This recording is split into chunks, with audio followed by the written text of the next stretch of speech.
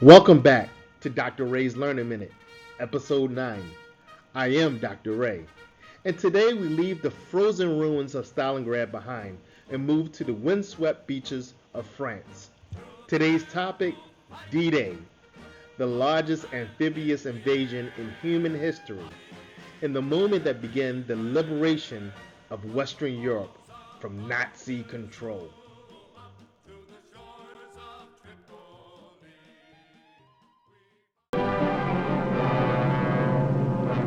In England, General Dwight D. Eisenhower and his deputy commanders chart the liberation of a lost continent, plan when and where the mighty armies of the United Nations will strike. Today, northern France is that battleground. More than 11,000 planes spearheading the attack.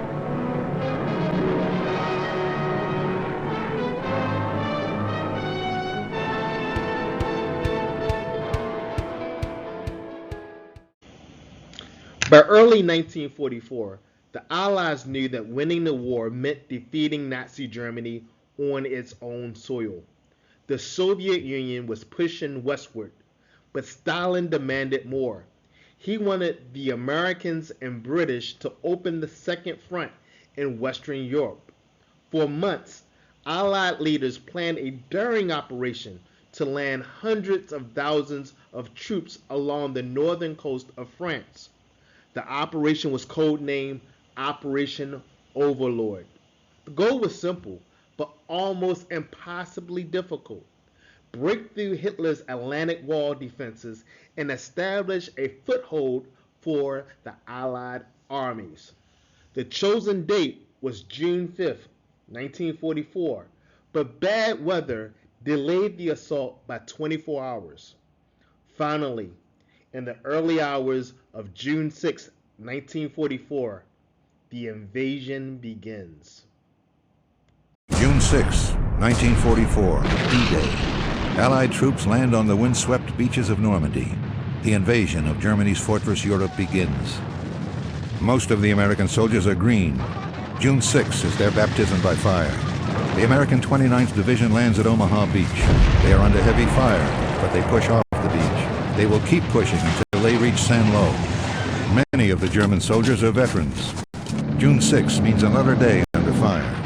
The German 352nd Infantry Division moves up to meet the Americans. Veterans of the bitter fighting on the Russian front. The men of the 352nd know how to fight, and they expect.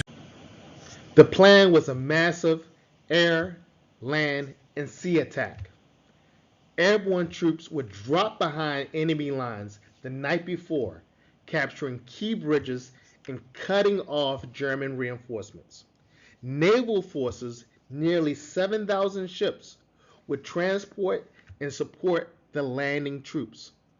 Ground forces, over 156,000 soldiers, would land across 5 beaches: Utah, Omaha, Gold, Juneau, and Seward. Each beach had its own assigned forces. American troops hit Utah and Omaha. British troops landed on Gold and Seward. Canadian forces took Juneau. But even the best laid plans encountered chaos when faced with real combat. At dawn, Allied soldiers stormed the beaches. Utah Beach saw relatively light resistance. Currents actually pushed the first wave slightly off target, but it worked to their advantage. They faced weaker defenses and secured the beach quickly. Omaha Beach was a different story. American forces landed at Omaha, faced cliffs, barbed wire, machine gun nests, and a determined German defense. Casualties were horrific. Some companies lost nearly 90% of their men in the first hour. But thanks to the bravery of small groups of soldiers, the tide turned. Troops scaled the cliffs, destroyed German bunkers, and opened paths inland. Meanwhile, British and Canadian forces at Gold, Juno, and Sword faced stiff resistance. But by the end of the day, they had secured their objectives and pushed further inland than planned. Victory on D-Day came at a heavy price.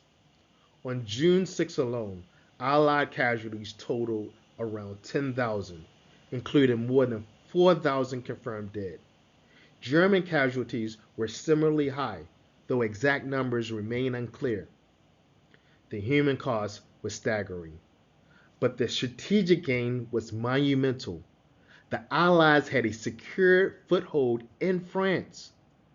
Over the next few weeks, more than 2 million Allied troops would pour into Normandy, launching the campaign that would eventually liberate Paris and push into Germany itself.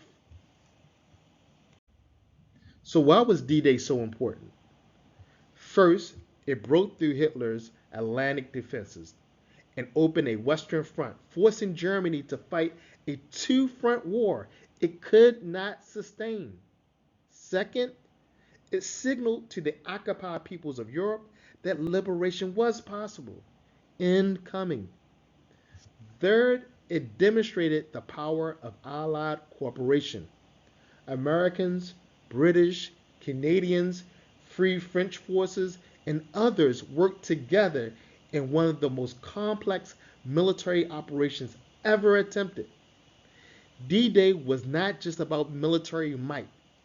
It was about logistics, planning, and most of all, courage. Courage on the part of the young men who stormed the beaches under machine gun fire and artillery barrages, many of them not yet 20 years old. Today, the beaches of Normandy are quiet, dotted with monuments, cemeteries, and museums. But they remain a testament to the sacrifice made on June 6, 1944. D-Day changed the course of World War II, and with it, the course of world history. Without the success of D-Day, the war may have dragged on for years more, with even greater loss of life. The courage displayed that day reminds us what ordinary people can achieve under extraordinary circumstances. When you walk on the sands of Omaha or stand atop the cliffs of Pointe du Hoc, you realize that D-Day was not an accident. It was the result of conscious planning, risky decisions, human determination. It teaches us that freedom is never free, and the great moments in history are built on the shoulders of those willing to make ultimate sacrifice. In our next episode, we will follow the liberation of France and see how the war moved towards its dramatic climax, the fall of Berlin, and the end of Hitler's regime. Join me next time for another deep dive into the moments that shape our world. This has been Dr. Ray's Learning Minute. I am Dr. Ray, reminding you that behind every date and headline in history are the people who lived it, fought it, and changed it. Until next time, stay curious.